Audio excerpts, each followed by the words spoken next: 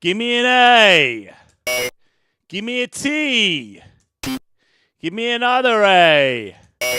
Give me an R. Give me an I. What's that spell? That's right, Atari, Atari, Atari, Atari. Hi chip tuners, welcome back to another maxYMiser tutorial. This is the penultimate in the series. We've had 4 before, and in the previous episode we covered digidrums, which are an effect which uses the Atari ST timer. So we're going to look at another timer effect today, which is called the SID effect. And it was discovered a few years after the digidrum was discovered. And they call it the SID effect because it was meant to sound a bit like a Commodore 64 effect. And the Commodore 64 sound chip is called the SID, so hence that's why they called it that. I'm not sure that it really does sound like the Commodore 64 effect, but it is a very good sound. You could say that the SID effect is really just a software generated waveform. And let me explain that a bit further. So we covered all of this in other tutorials, and in the last one we talked about how we can use this 16 level volume setting to play back 4-bit samples for the drums.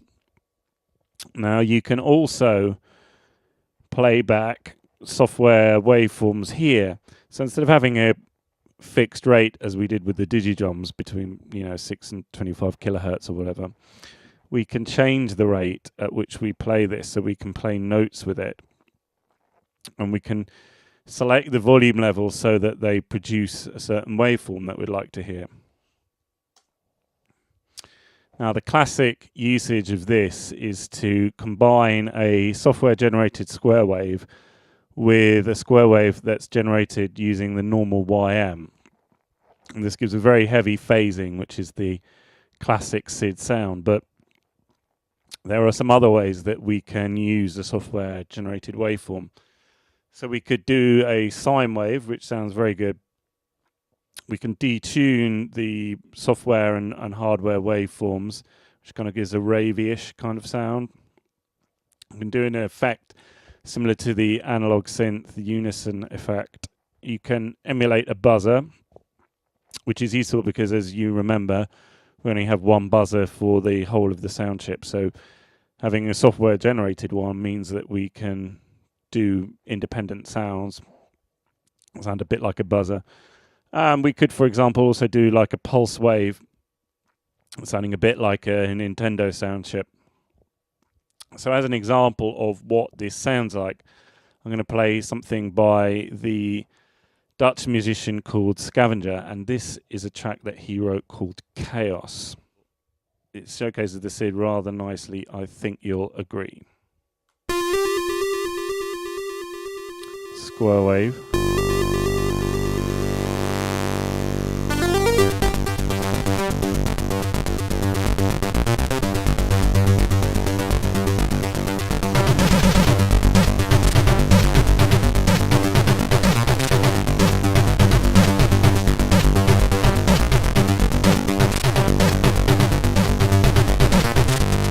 Get ready.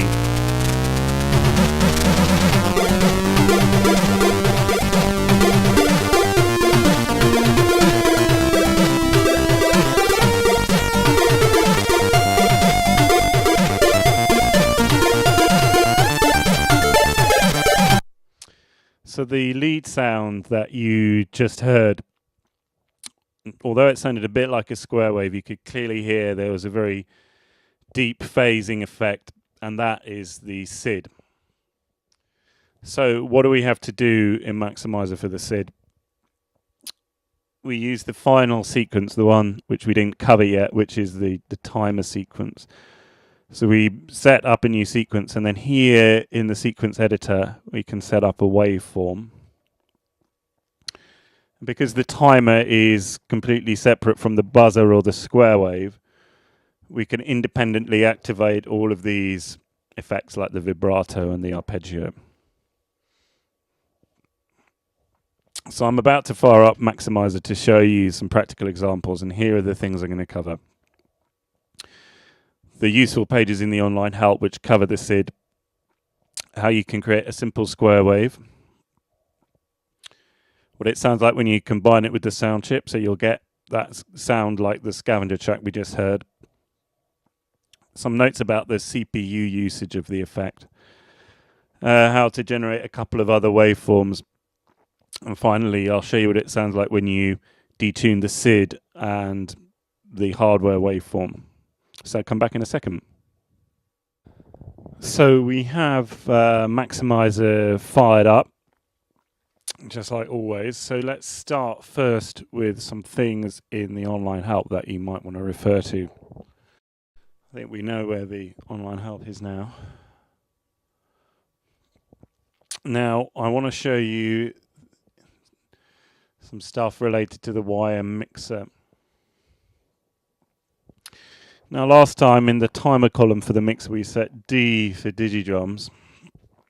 And this time we're going to put here a 5 for a SID because I thought a 5 looked a bit like an S. And I will also show you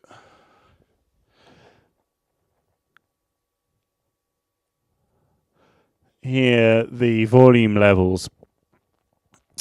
So I remember explaining that there were 16 of these volume levels, and they're not spaced evenly. When you play it sounds like they're spaced evenly, but in fact they're not. And the reason is that your hearing is logarithmic, so it's more sensitive to smaller variations in volume than larger ones, and the designers of the gwEm sound chip knew this. So the smaller increments at the beginning are much closer together than the ones at the end, which are very widely spaced. So you have to keep this in mind when you develop your SID waveforms, that they're not evenly spaced. And if you want to refer to what they are, then you can use this table here. So let's just make a very simple square wave using the SID. Right click up here to name your sound.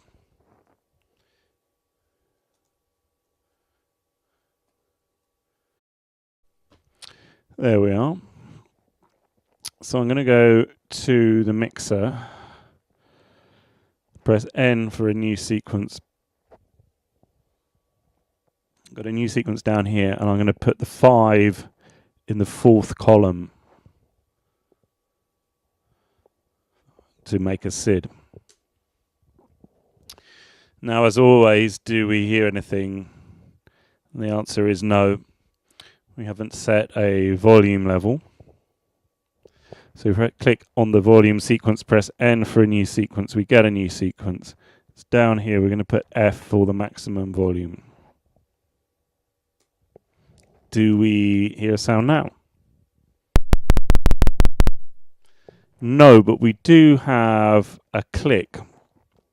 So it's trying to open and close the channel, but we haven't yet set a waveform for the timer. So let's click there.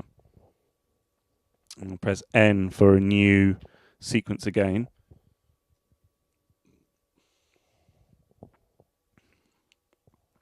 And here we can start to define the waveform that we want. So a square wave is called a square wave because you have evenly spaced high volume and then it goes down to a low volume. So you can imagine there's 2 parts to that, a high part and a low part. So to draw this, we're going to have 2 steps here. Press insert to create 2 steps. There they are. Now one half we want the loudest and the other half we want the softest. So F being the loudest and 0 being the softest. So that will give us the square wave that we want.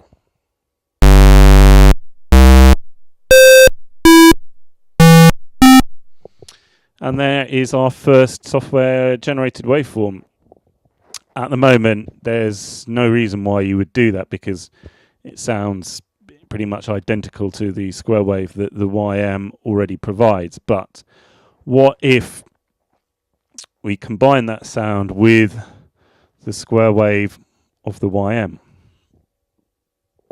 So that is done by editing this mixer sequence. So I'm going to click there. We've got back our mixer sequence. At the moment, we just have a 5 for the SID. Now, going back here to our online help, we know the square wave is the second column. So if I put a 1 here, that will give us the square wave and the SID together.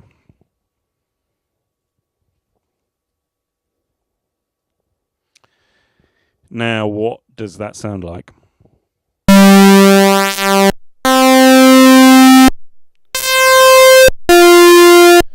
That is your classic SID sound. And it sounds great on its own. You could use that straight away in like the lead instrument of a track. It can sound quite nice for bass sounds as well.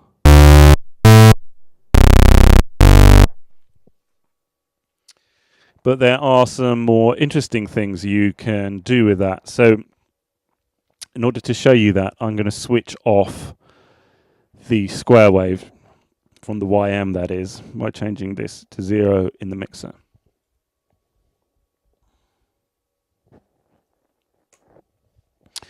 So now we just have the square wave that comes from the timer.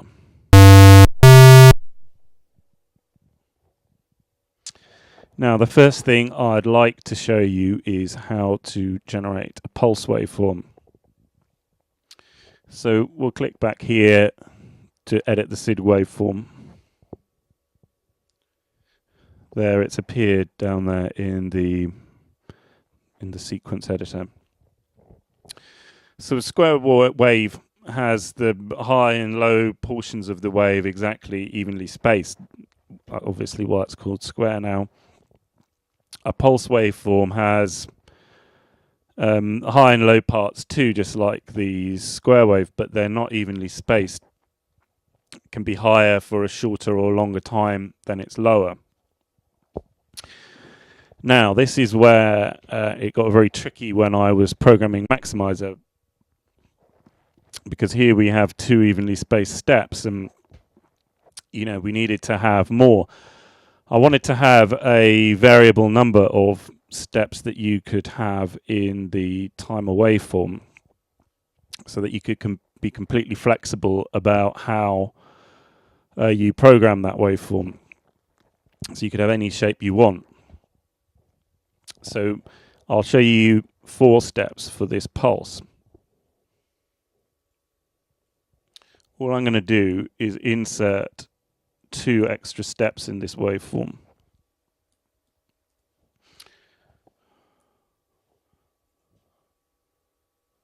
Right. The first step is high. The second step is high. The third step is high. And the fourth step is low. And this gives the pulse.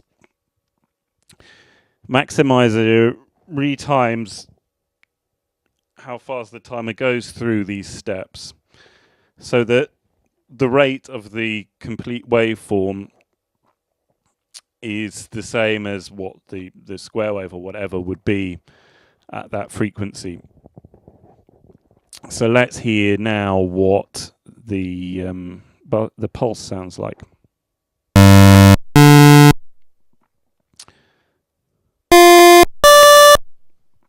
It does sound quite Nintendo-y. So that's a sound with 4 steps. Now, we can go more than that as well. I'll show you how to generate a sine waveform now. You can have up to 16 steps here, but because of the way that the steps of the volume steps are arranged, there's not that much advantage in going past 8 steps, but if you really want to, you can.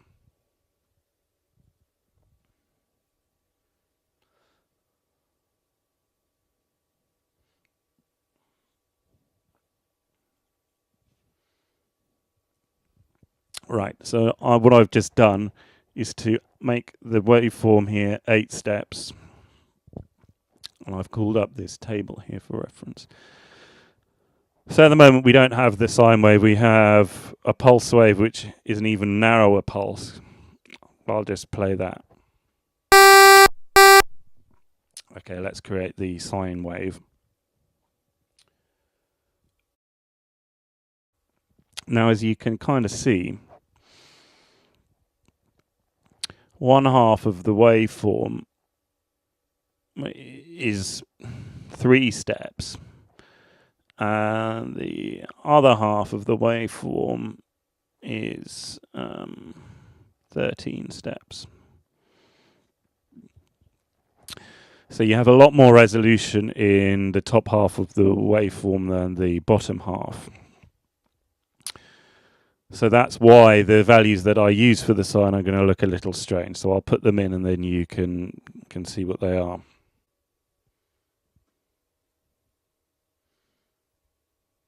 Okay, so the first step is 2, then we have 3 steps of 0, then another 2, then a 4, then an F, then a 4.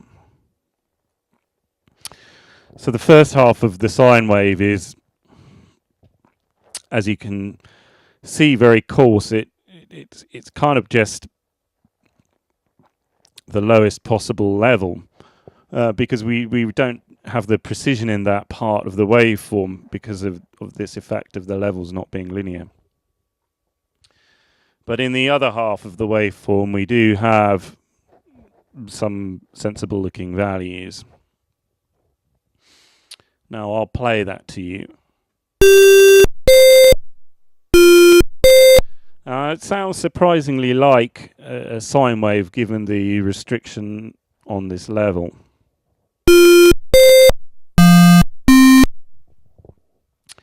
But it doesn't sound exactly like a sine wave. The imperfections give it a certain thickness. Now I want to make some warnings to you about CPU usage.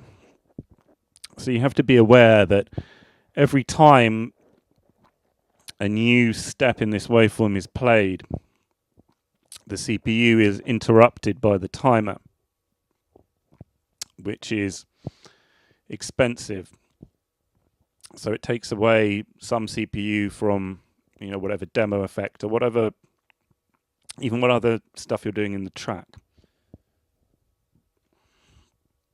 Now this can be a problem if you're creating a demo and you want to have fancy effects. You need as much CPU as you can, and you don't necessarily want to use up all the CPU with the track that you're playing.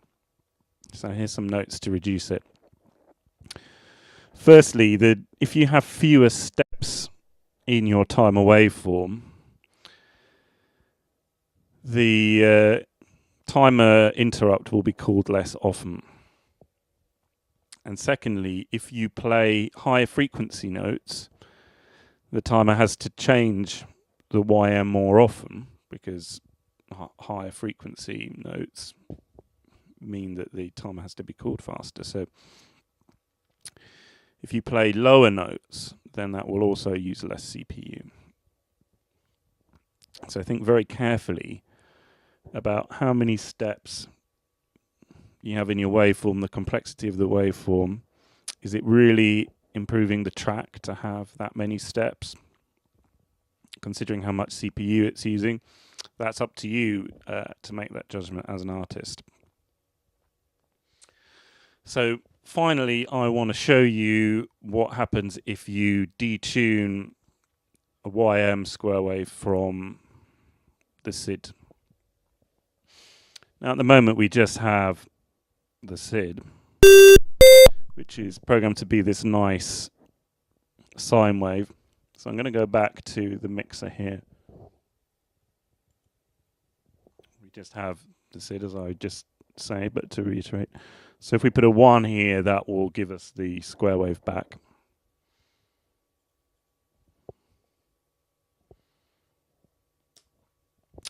So now if I play it, we have a sine wave and from the SID and a square wave from the YM.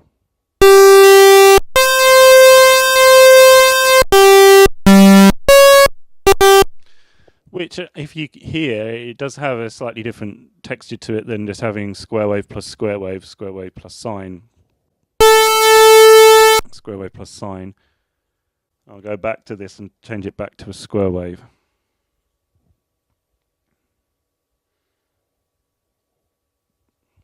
Two steps, F and 0. But it's not that much different, and the reason is that I'm not changing the square wave from the YM because that would not be possible. But this square wave is kind of dominating half of the ring modulation. So again, choose your waveforms carefully if you're going to be mixing them together. Now, to show you what happens with the detune, as I just said I would do. So we want to enable the fixed detune. We can enable that on the square wave or on the timer. I'll enable it on the timer, it doesn't really matter. Now, we go down here for the fixed detune. We can choose number of semitones or YM register increments. I'm going to show you to start with the semitones. We'll go to 7 again, like I did with the buzzer video, to show you what a power chord would sound like.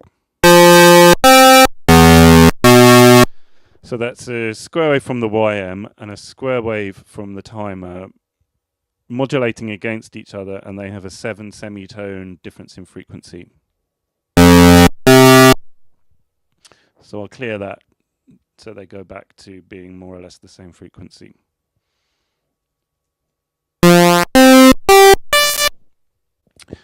Less dirty and more pure, depends what you're going for. Now, I can also detune the square wave by a very small amount.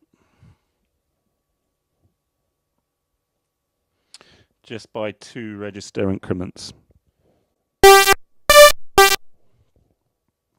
Now here you can hear very clearly that there's been a difference in sound.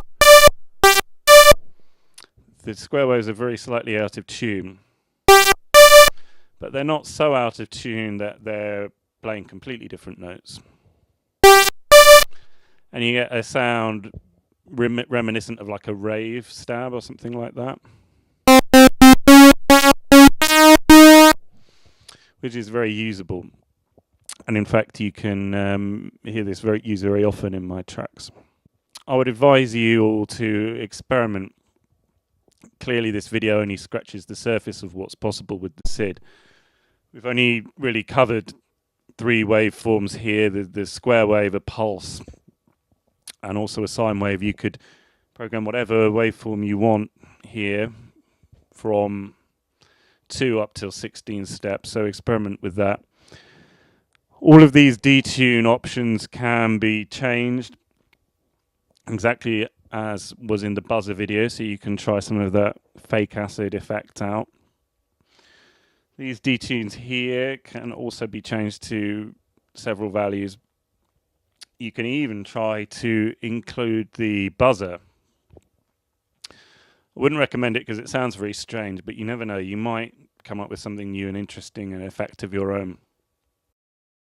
And that really sums up my advice on the SID. So next time, it's going to be the last video, unfortunately, but I'm going to cover what some people think, and I agree, is the most exciting YM effect, which is called the sync buzzer. So come back next time.